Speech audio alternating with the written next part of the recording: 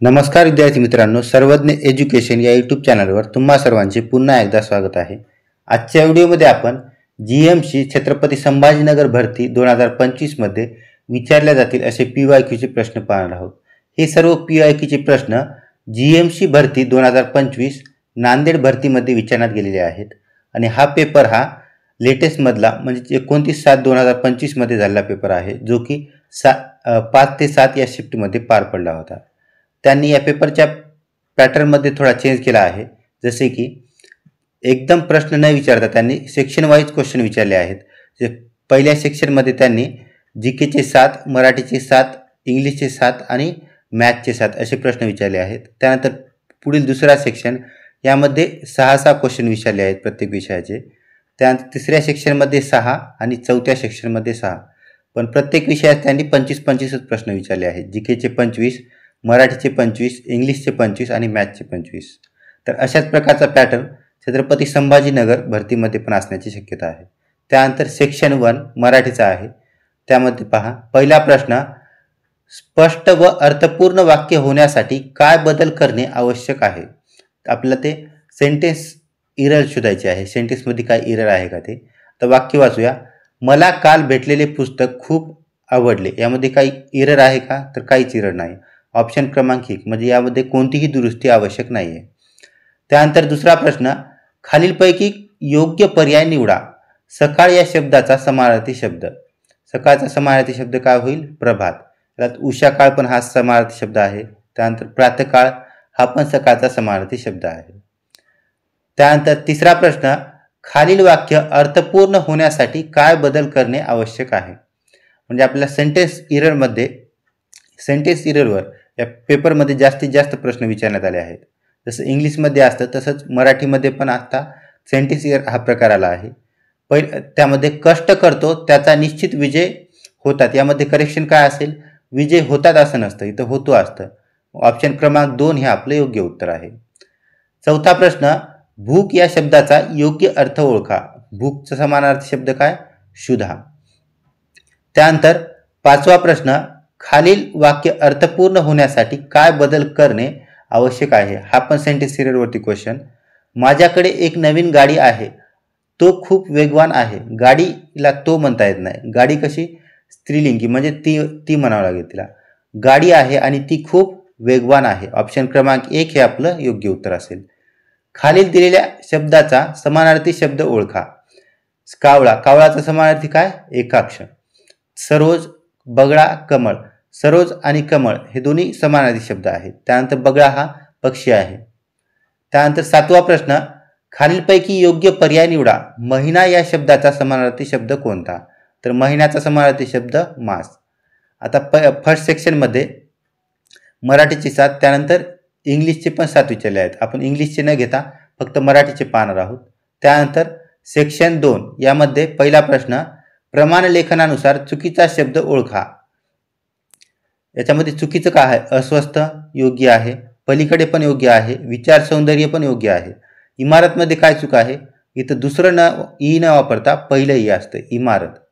त्यानंतर दुसरा प्रश्न, खालील दिलेल्या शब्दाचा समानार्थी शब्द ओळखा।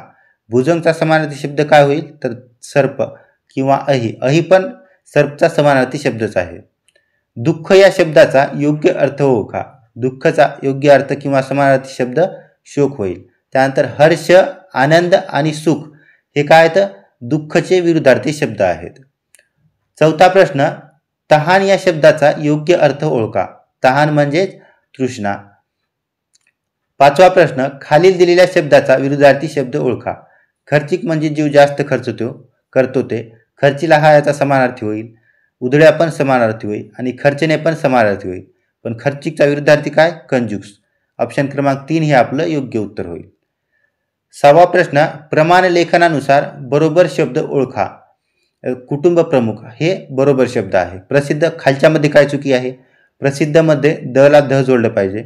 दीपावली मध्ये इथं ल असायला पाहिजे होतं, ळ नाही। चित्रकार मध्ये चीला पहिली वेलांटी असते, हे पण चुकीचं आहे। त्यानंतर सेक्शन 3 मध्ये पुन्हा 6 प्रश्न आहेत। व्याकरणिक दृष्ट्या अचूक वाक्य ओळखा। सेंटेन्स एरर होती, पुन्हा क्वेश्चन। गायी कुरणांमध्ये चरतात आहेत, चरतात नाही तर चरत आहेत असेल, मग हे पण चुकीचं होईल. नर्मदा नदी खूप मोठा आहे, नदी स्त्रीलिंगी आहे म्हणजे याच्यात मोठी येईल, हे पण चुकीचं आहे. दिल्ली खूप उकाडा असते, उकाडा असतो होतो, हे पण चुकीचं आहे. विद्यार्थी नियमित वर्गात उपस्थित असतात, तर ऑप्शन क्रमांक 4 हे आपलं योग्य आहे. दुसरा प्रश्न, खालील दिलेल्या शब्दाचा समानार्थी शब्द ओळखा. अमितचा समानार्थी काय होईल? असंख्य किंवा अनंत हे अमितचे समानार्थी शब्द आहेत. तिसरा प्रश्न, खालीलपैकी योग्य पर्याय निवडा. संध्याकाळ या शब्दाचा समानार्थी शब्द कोणता? संध्याकाळचा समानार्थी शब्द होईल सायंकाळ. त्यानंतर आपल्याला कंप्रेशन वर पण क्वेश्चन विचारला आहे, म्हणजे उत्तराच्या आधारावर प्रश्नाची उत्तरे देणे. आता अगोदर उत्तर वाचून घेऊया आपण. झाडांचा आधार घेऊन घरटी बांधणाऱ्या मुंग्यांच्या जातीमध्ये विणकर मुंग्या हा एक प्रकार आपल्याला दिसून येतो. बाजारात गजरा विकणारे आणि घरी फुलपुडी देणारे ते गजरे किंवा फुले हिरव्या पानांमध्ये बांधून देतात. हिरव्या जंगलात भटकंती करत असताना झाडांच्या फांद्यांवर हिरवी ताजी पाने एकत्र जोडून अशाच पुड्या दिसल्या की ती विणकर मुंग्यांची घरटी आहेत असे खुशाल समजावे. ही घरटी बांधण्याची जबाबदारी त्यांच्यातील कामगार मंडळींवर असते. एका वेळी हजारो कामगार झाडांची काहीशी रुंद पाने हेरतात, मग गुण्यागोविंदाने व एकोप्याने अतिशय सुनियोजित पद्धतीने या पानांच्या कडा आतल्या बाजूस वळवतात आणि हळूहळू जवळ आणतात.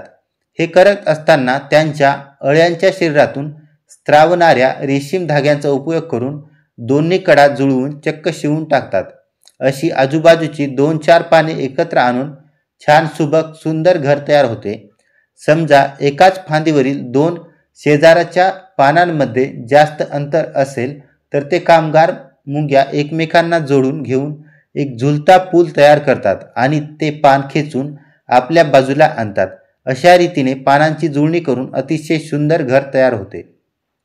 आता यावरची प्रश्नाचं उत्तर द्यायचं आहे. विणकर मुंग्या घरटी कुठे बांधतात? तर झाडांच्या खोडांमध्ये नाही, वाळूमध्ये नाही, जमिनीमध्ये नाही, झाडांच्या पानामध्ये त्या घरटी बांधतात.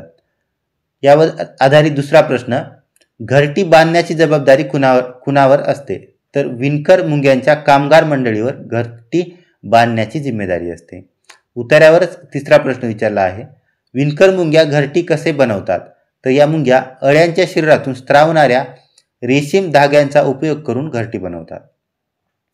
त्यानंतर सेक्शन 4 यामध्ये 6 क्वेश्चन आहेत. खालील दिलेल्या शब्दाचा समानार्थी शब्द ओळखा. अनळ, अनळ म्हणजेच अग्नी किंवा पावक, ऑप्शन क्रमांक 1 हे आपलं योग्य आहे. नीर म्हणजे काय? तर नीरचा समानार्थी शब्द होतो पाणी. दुसरा प्रश्न, खालील दिलेल्या शब्दाचा विरुद्धार्थी शब्द ओळखा. काल्पनिक, काल्पनिक म्हणजे जी गोष्टी बनावट आहे ते, याचा समानार्थी बनावट होईल. याचा विरुद्धार्थी काय होईल? यथार्थ हा काल्पनिकचा विरुद्धार्थी होईल. तिसरा प्रश्न, खालील दिलेल्या शब्दाचा विरुद्धार्थी शब्द ओळखा.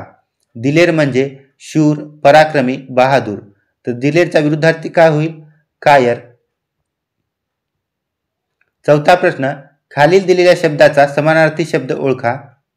केसरी, केसरीलाच काय? सिंहाला केसरी असे म्हटले जाते. जसं महाराष्ट्र केसरी म्हणजे महाराष्ट्राचा सिंह.